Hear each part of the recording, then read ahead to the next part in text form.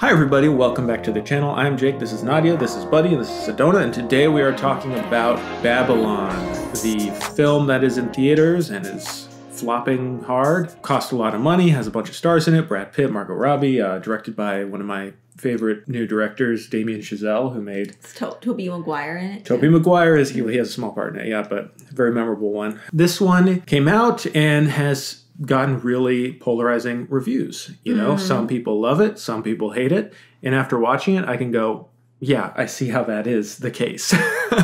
We haven't spoken about this at all. You had to walk out of the theater at multiple points in the runtime. We were the only one in theater, so it was... No. There was another couple there who left within the first 30 minminutes. Yeah, so we were the only one We had there. walkouts. It's over 3 hours long. I'm a little scared to ask. What did you think of the film? Oh my gosh. I am trying not to ramble. Obviously, we're doing no spoilers first, but we'll get into spoilers later. Just general thoughts. What do you think of the movie? I want to scream sometimes, but I can't. Did you like it? I would rate it a 4 out of 10. Wow. Yeah, maybe even a 2. Maybe a 2.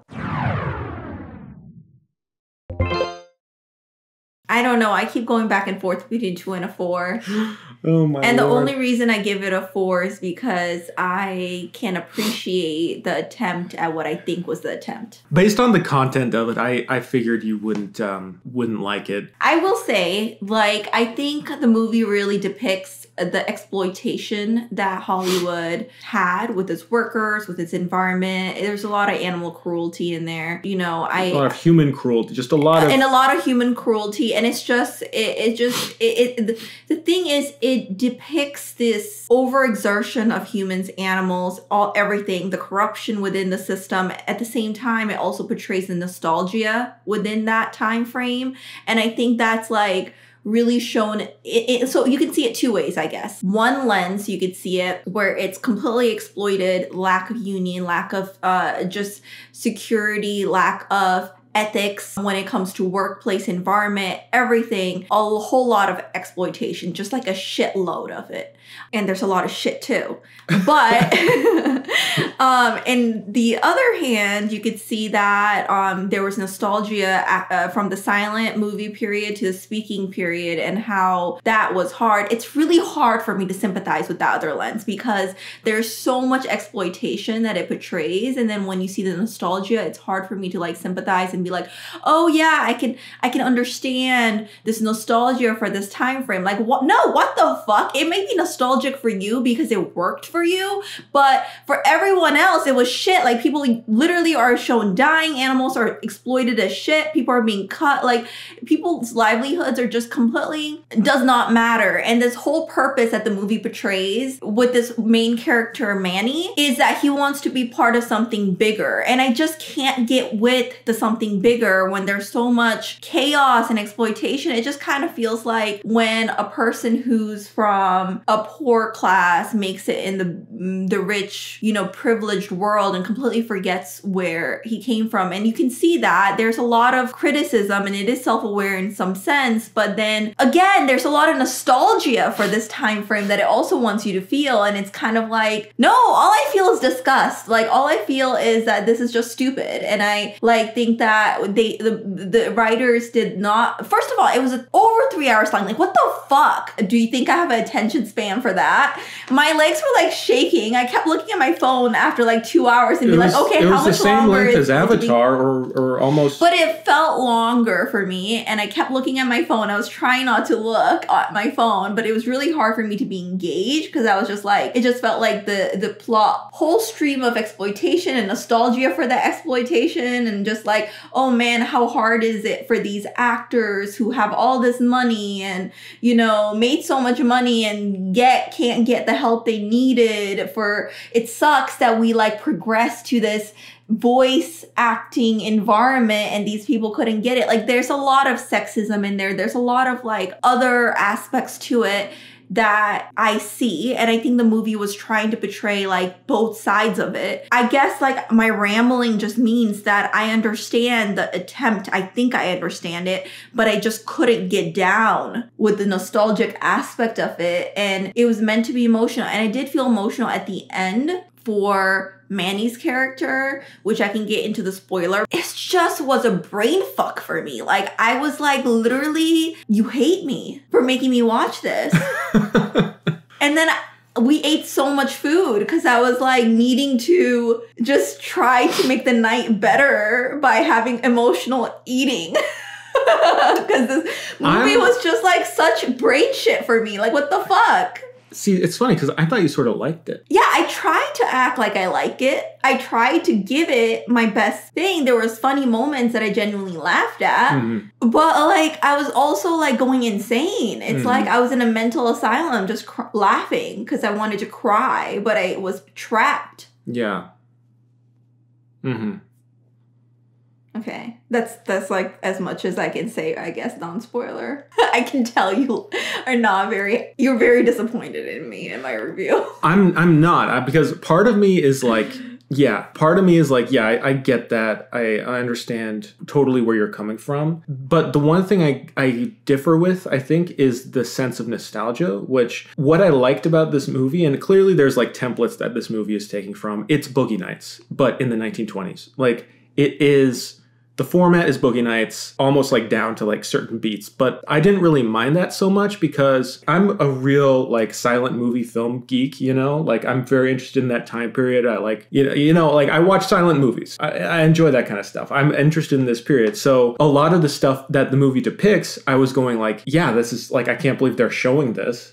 First off, because it's so gross. It feels so over the top, but it's like, that's how things like kind of were back then, you know? I appreciated that. Like, it really tried to stick to like the details of like what it actually was like. And what I liked about it was that it wasn't super nostalgic about the period. What I got from it was like, I mean, the director said that he wanted the movie to be like a hate letter to cinema. I went in with that expectation, and after the first couple of scenes, I was like, this movie is like literally shitting on the audience. Like, it was such an angry movie. Like, it was really surprising in that sense. I got like, it had a kind of like, I'm pissing everything away, you know, because like Damien Chazelle's like this big director in Hollywood. This movie, I couldn't see any possibility where the people watching and making this movie were thinking this is going to be a hit. People are going to want to see this when it has so much contempt for the viewer.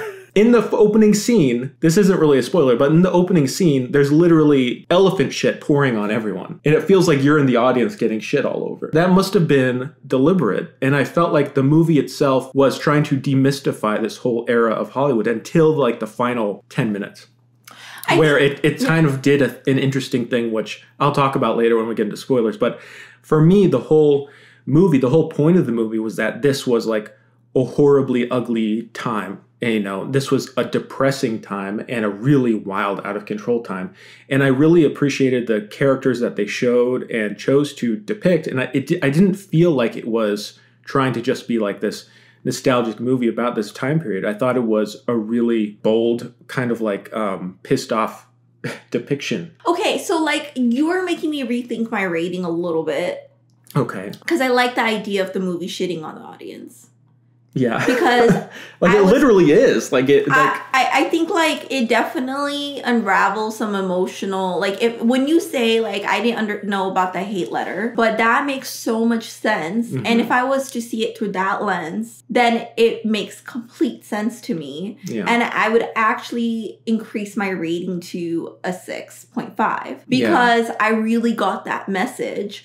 I did feel like it was more nostalgic, and I think that's where like it turned for me. At the like end, as if I have an argument about that in my head. Maybe we could talk about it in the spoilers, but I do see the sense where like maybe it falls into nostalgia in the last few minutes, but also maybe not. I don't know. So like, I just feel like it kind of like lost the last 20 minutes. Mm-hmm. I think that it twisted nostalgia with romance to the point where at least I couldn't see the difference anymore. Okay. I mean, I could see that, but I also didn't totally get that. It felt almost like an angry ending in a way. Let's talk about this in the spoilers. We'll talk about this in spoilers, but I do want to emphasize that regardless of the message of what you get away from this movie, if it grosses you out, if it makes you pissed, if you feel like there's too much contempt for the audience, there's no point in watching it.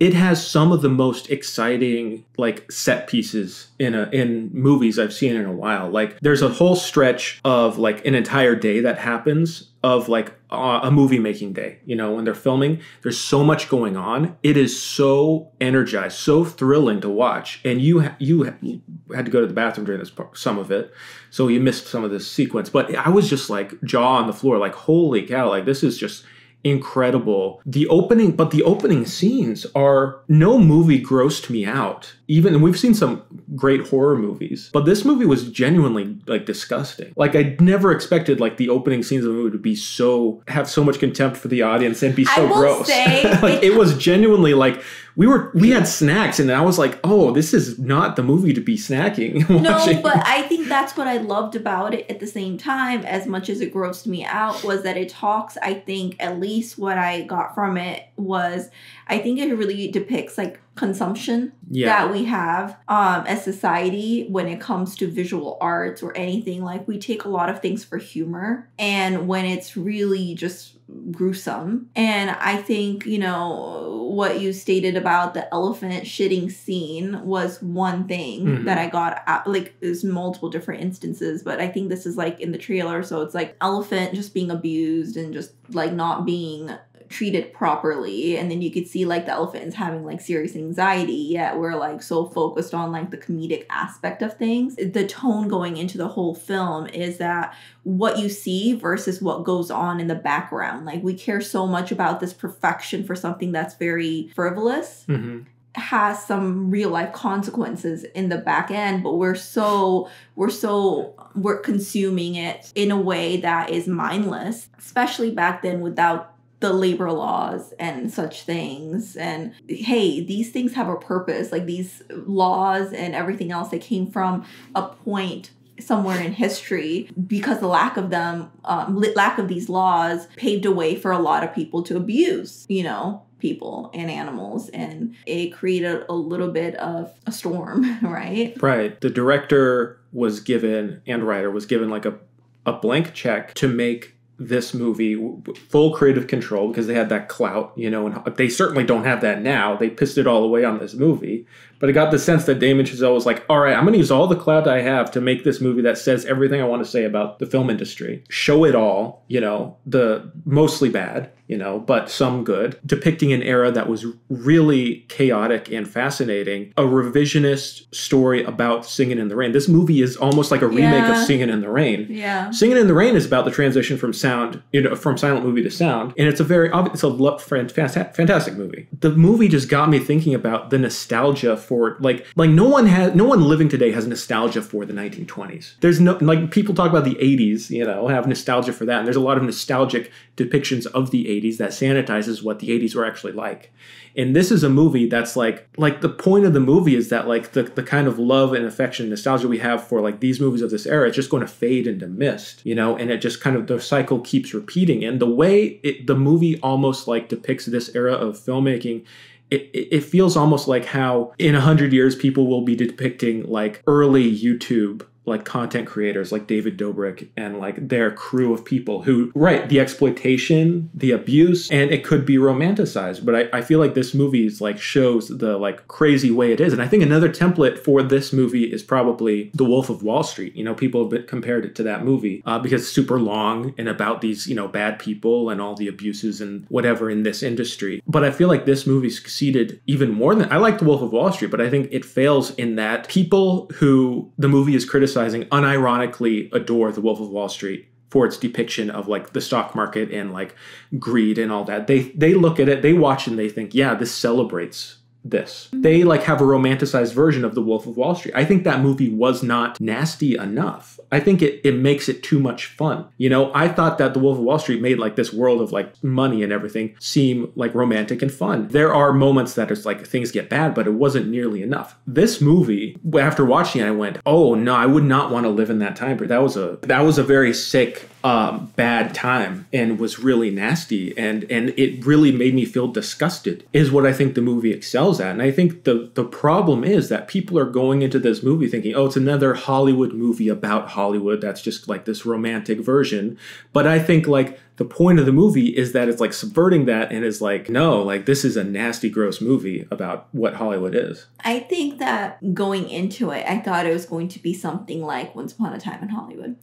Exactly. And it's actually it's not like it's not, but it kind of I think that's like maybe the problem with the film is that people don't really like it's not obvious. Well, how do you market this movie in an honest way? You know, you can't. Yeah, they market it like this is a crazy movie about Hollywood, like it's going to be like Wolf of Wall Street, but like old school Hollywood. And it's like, no, like this is a really fucked up film. Yeah, like you can't really advertise. Like it's not for general audiences, and it's kind of insane that they had like $80 million or whatever, however much this movie cost, to make a movie that's just going to like bomb, that has the biggest stars in it. Like all they had going for it was like Brad Pitt and Margot Robbie. You know, I don't think that it was like necessarily because I think like there is some. So I think like there's a lot of contribution to why it's not doing as well in the box office as predicted. I think like the COVID more cases. Well, it's not an escapist movie either. You know, it's a movie that is like really confrontational. Like, look at the biggest movie in the world, right? It's Avatar, right? And it's like a movie where you can escape. I also feel like this kind of movie, there's a little bit of like burnout for like period drama that's like this long. Oh, for sure. I just think that it would have been successful if it was not as long, to be honest.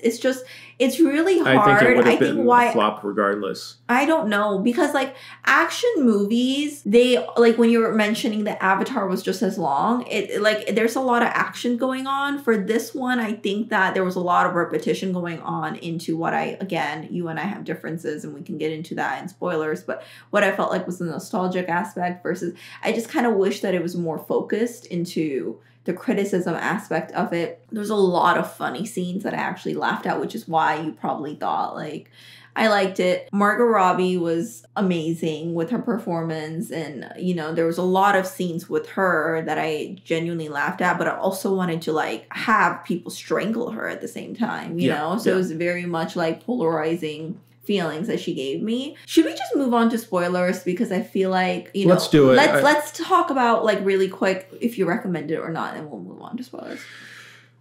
You should know what you're getting into. It's basically like Boogie Nights, but less nostalgic, more like kind of cruel. And I would say don't bring your family to it. It has incredible filmmaking. So, I mean, I have to recommend it. Like, I personally would give it like a 9 out of 10. Whoa.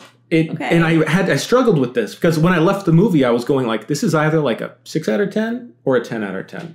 And I kept wavering because I was like, first off, it's so like there are problems with it, but it also is just so bold in like what it's trying to do. Spoilers, let's talk about it. Oh, okay, I should start. Yeah. When you mentioned that it's basically showing the other side of Singing in the Rain, I was like, yes, the ending, since this is a spoiler section, is that there is a nostalgic moment, last 15 minutes of Singing in the Rain. This movie is basically showing behind the scenes of that film, is what I felt. Yeah. And I guess where it lost me the most, and I'm talking about the end, Manny is just crying a lot. And of course he's crying for Margot Robbie's character, whom he really, truly loved. And she was really, she wasn't getting the help that she needed. And also she didn't want the help that she needed. She was a very much a lost soul that he was trying to save. And he gave up everything that he had for her. Singing in the Rain, the movie, if you watched it, there's a actress in there that is made fun of for voice and everything else. And it's very similar in area to Margot Robbie's character, except they don't show the sexism as much in the film Singing in the Rain. They show this woman as more of a selfish, uncaring, very much of an antagonist point of view. Whereas Margot Robbie wasn't that way in the film. You know, her character was very much caring. She had a troubled childhood. She was doing her best, but because of her own haunted past and haunted life that she's led, she was judged. She was doing her best. She didn't know how to succumb under pressure, and she turned into gambling and all these other things. So there was a lot of different aspects and characterization of Margot's character that I really appreciated, that was in clear contrast to what Singing in the Rain portrayed. It says this line, it has a flashback, and it says this line like of Manny saying, I just want to make a difference or be part of something bigger, you know? And it's basically showing flashbacks like, yeah, he was part of something bigger, you know? But it's like, okay, then I feel like that kind of like made my ratings go down so much. Like, it just decreased my rating because it's like, is that what you were trying to portray this whole time? Because that's not the message that I got out of it. The message that I got out of it was that this was a terrible era.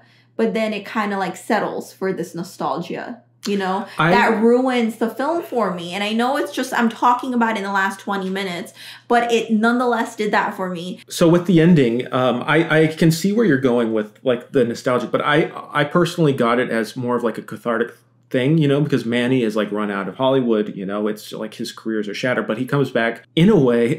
This movie feels very meta to me. I feel like it's in conversation with Whiplash, and La La Land is trying to say a lot. In a way, it kind of mirrors the ending of La La Land, where in that movie, couple who loves each other, they go different ways. Yeah, they go different ways in order to try to find success in Hollywood and make their dreams come true.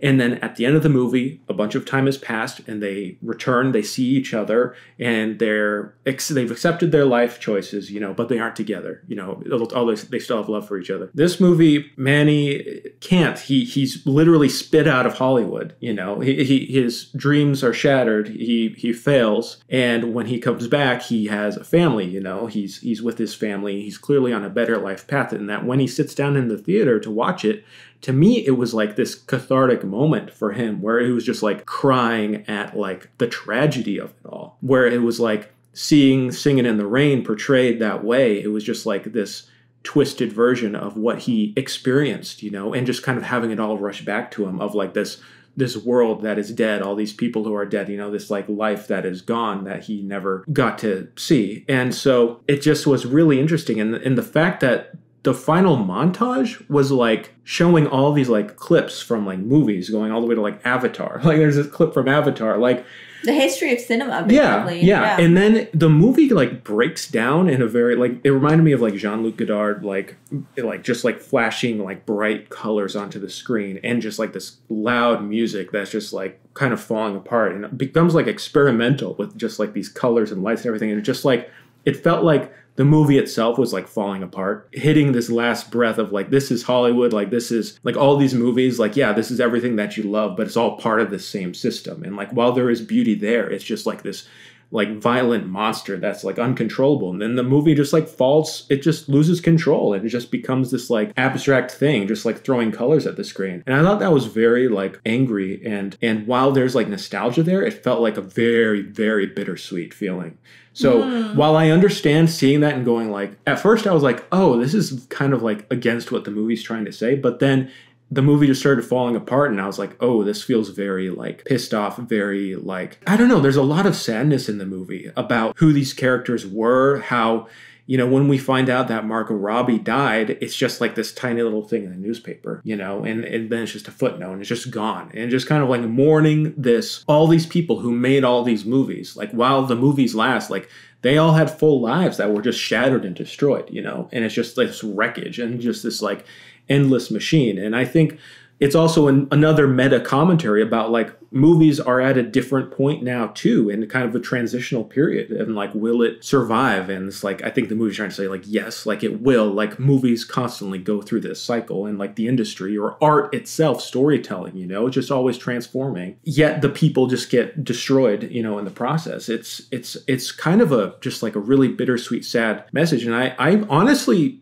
feel like watching it again, you know, just to kind of like reinterpret that ending from that lens. Couple of things. I totally get what you're trying to say, and I can definitely see that point of view. I think I would have liked it better if Nellie was not. I just think that because she has her problems, and I understand the industry really played a big role in her mental demise, right? Because she was really trying to take it apart, but she also had no accountability in a lot of ways, and her character was very unaware of herself and very kind of lost. Manny, he lost his career not because of the tough environment of the film industry itself. It's because he fell in love with the wrong woman, basically. And because she had a lot of gambling debt, he did everything possible to try to get it out of it, and in doing so, he sabotaged his own career. and he just didn't care. He wanted to just be with Nelly. And therefore, that was his demise of his career. And I think he like made peace with it because I don't think he liked it anyway. I mean, there's a lot of there's one particular scene actually that I want to refer to where he stopped saying that he was from Mexico. He stated that he was from Spain instead, Madrid. He was losing himself. And I think Margot's character was the only thing that kind of helped him stay true to who he is inside, and therefore they were each other's anchor.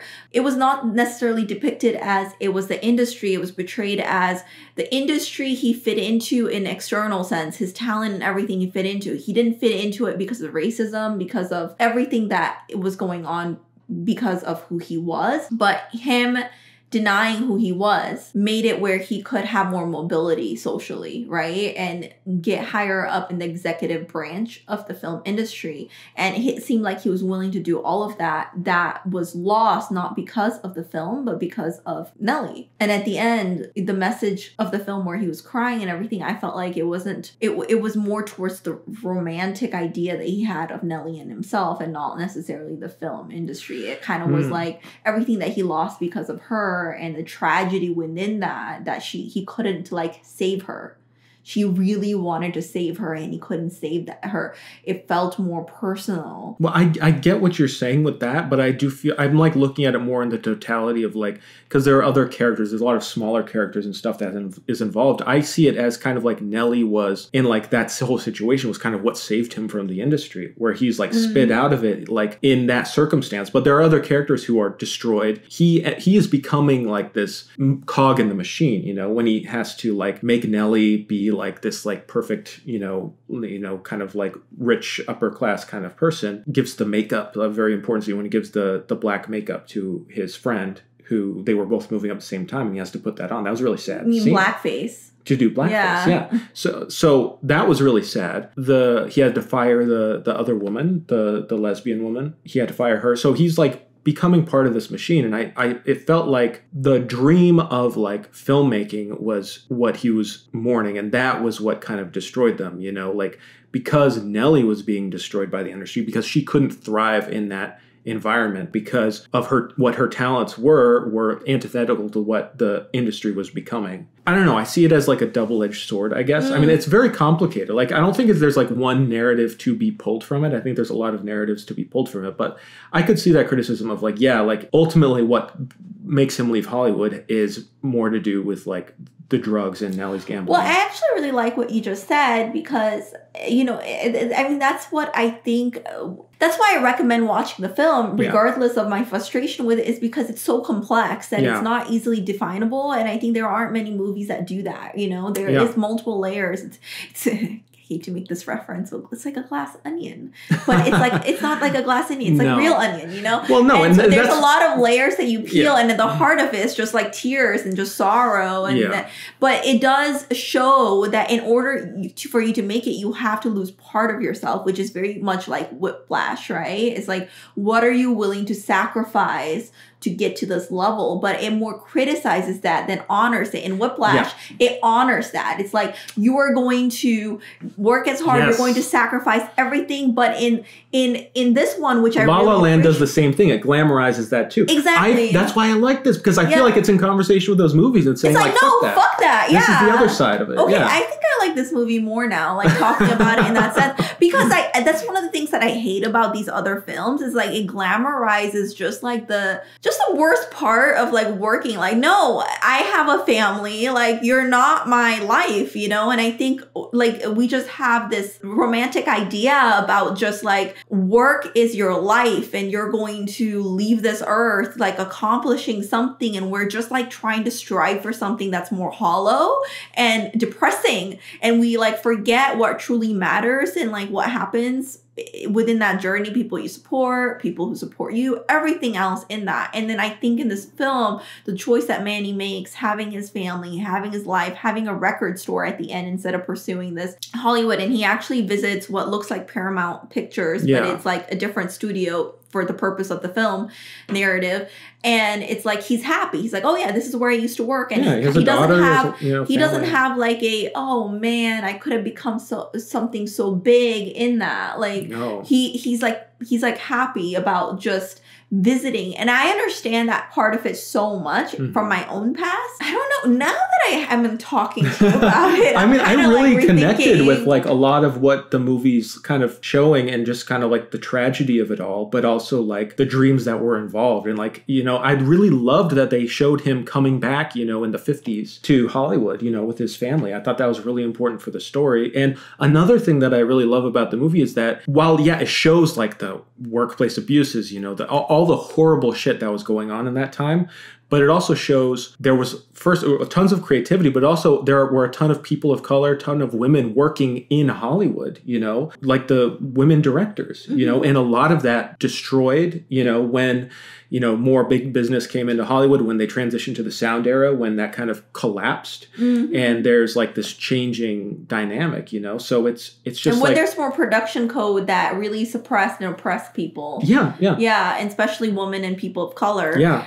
I think that it's also what I liked is their depiction of prohibition period, because there's a lot of evidence when you look at the past, like data basically, or research it, that there was actually more consumption of alcohol during that period rather than later. And then I think the partying scene and everything else kind of shows that, like, oh, it's this cool thing to do. It's this, like, they have Hollywood parties of just like complete alcohol and drugs. And I don't think that's like the drug part. I don't think it's too different from what happens today still. But, you know, just like this area where you can kind of like consume like endlessly and be lavish and just like in a very absurd amount, right? And I think that criticism is still true today when you talk about the absurdity of like what you buy, what you have, and everything else, and just like filth in that, and the disgusting filth in that, and but it actually made you feel gross. Like, that's the thing. Like, Wolf of Wall Street celebrates the excess and shows it all and how it all was. But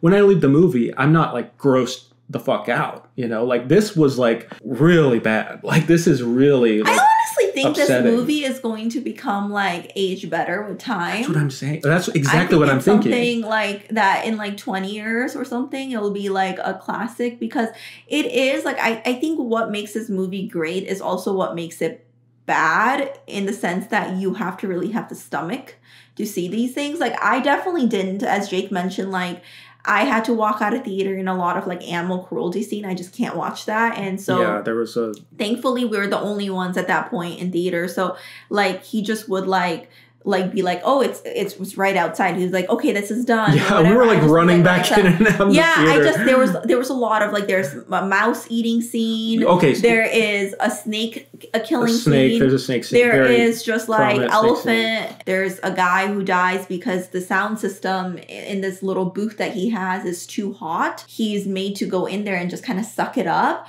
Which honestly, I can say that I have been to sets back in the day that are like that, and it's really like maybe that's part of my own internal issues about why this film, because maybe it's just like brought up the past for my own past, like that I would like to forget, because I have seen that like that mindset that's really toxic of like, this art is more important than human lives.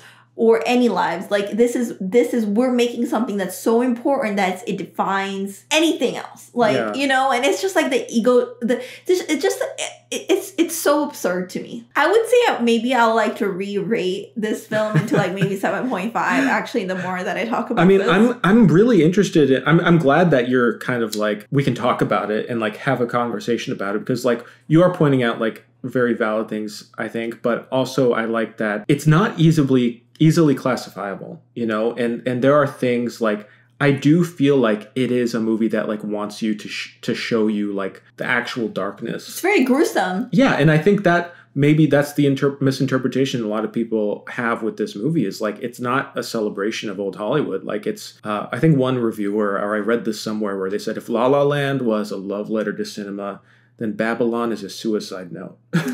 Well, Babylon, right? Like the title itself, it's like it's about oppression. It's about like just the chaos. I think the title itself really does it justice. It's kind of like confusing because Babylon is like a biblical term as well. I do want to say that I love Nellie when she's at that party. See, like I have a really love and hate relationship with her. And I think she's a big reason why this movie works and doesn't work for me. She's really compelling, yeah. She's very compelling, but like is in this party after the sound system where they're trying to change her voice. She has a Jersey accent that she's trying to, like they want her to get rid of and more have this, is it called transatlantic accent? Like that you hear when you're like looking at the Philadelphia love story and stuff. She's like so over it. And at the end, she just is like, you just want me to be like pig and eat. And then she's like, and she just eats all the food in there and she just acts like she's a pig. So hard to watch. But also at the same time, you love her for that because she just can't be like,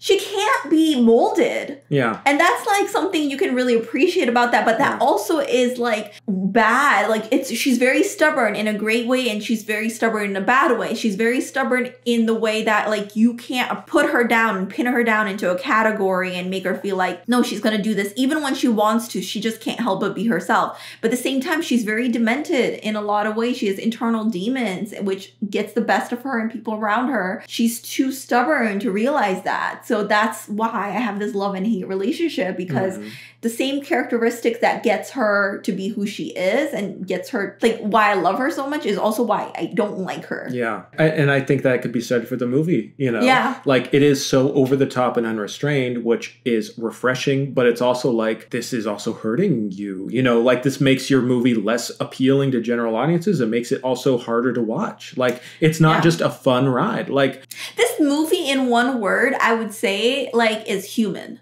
Yeah. You know, it's like we're very complex. We're not this picture perfect people.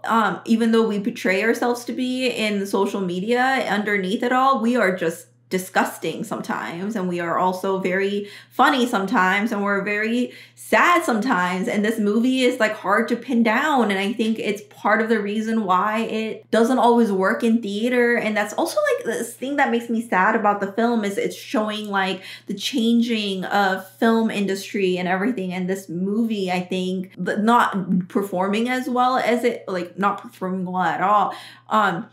Like it's also tragedy in itself of what the director, writer, or trying to depict in the film is actually happening in real life in a sense, right? Is that you can't really handle the truth. It's like you want the Singing in the Rain version. Yeah. That is all very like happy. I want to escape reality to watch this film. I don't want to be inserted back into it. Yeah. I mean, I agree with you. I think like in 10 years, 20 years, people will go like, that movie's actually very interesting and maybe we should look at it again because I don't see anyone caring for it at all for a while. I will say you're making me like this movie more and more. And probably like my rating is up to 8.5. You should probably put some disclaimer in the front of this film that like, her rating will change. I managed to get you through talking about it. I mean, yeah, from like 2 to 4 to like 8.5. But I don't think that's me. I think it's just like thinking about the movie, like you go like, wow, that's actually there's a lot there. Well, I think that's a sad thing that makes me really sad because I think it's very easy to misinterpret this film. Yeah. Because it's so dynamic, right? And polarizing that it's like, what are you like leaning into? And I think like what makes this movie great is also what hurts this film. Like for the 10th time I've said that, like so repetitive, but I really believe that because it's so dynamic that it's hard to pinpoint. Like I'm having hard pinpointing and talking about who these characters are because of how great these characters are and how diverse they are, you know? And so anyway, let us know your thoughts. We could probably talk about this for a long time and I'm sure our thoughts will morph and change and everything, all that. But we didn't even talk about Brad Pitt character. We did. I think it's very he wasn't even that huge of a character in the film, but he's just one of the legends who's also like an alcoholic, has a lot of issues himself. But he has a very one-noted character, I think, compared to a lot of other main characters. Yeah, he's more of like the steady star, like the Douglas Fairbanks style character who like wants to make cinema great art, but also just like you know, he ends up just being another cog in the machine. And there's a monologue that someone delivers, the critic does, you know, where she says, like, you know, there's going to be a million of you, you know. Well, I think like what he has a hard time with, and I think this goes back into the theme of what we're discussing, is consumption so much that we like are made to believe that there's something greater. And if you're not part of that, life is not worth living.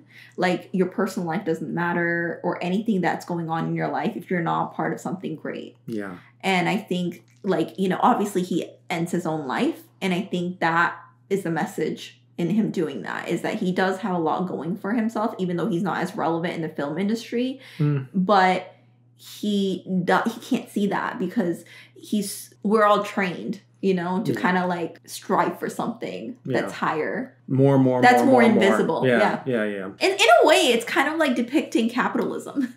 Just the overconsumption of product, and in this sense, overconsumption of this ideology. Again, we could say so much about this movie, and anyways, we've talked for so long, honey. All right. All right, let us know what you thought of this movie, or if you're going to do... Well, by the way, I think we should watch Boogie Nights, because once you watch Boogie Nights, you'll go, this is literally Babylon in a lot of ways. Well, I'm interested to hear what everyone thinks, because it's such a polarizing film. I'm kind of nervous. So, you know, let us know what you think in the comment section. And, if you've seen it, if you've not seen it. If you've not seen it, let us know why you don't want to see it, because I'm actually interested in that.